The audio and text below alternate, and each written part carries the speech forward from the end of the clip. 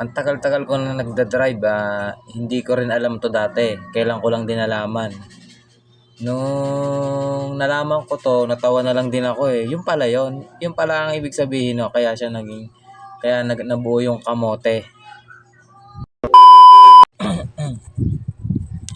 Okay guys, panibagong video na naman guys na aking i-share.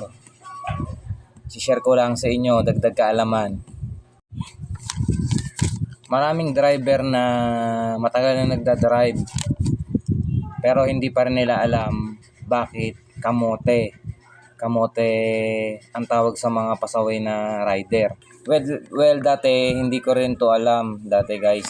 Nalaman ko lang to sa aking supervisor sa Toyota, Sir Alvin Maranya. Sir Alvin Maranya, shoutout sa inyo dyan sa Toyota.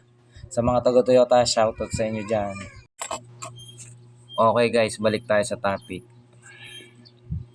Kaya kamote rider, ang tawag sa kanila dahil sa mga pasaway sila, di ba?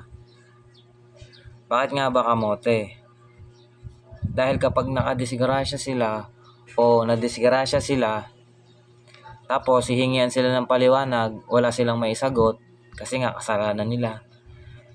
Ngayon, wala silang maisagot, ang gagawin nila, kamot, kamot, kamot,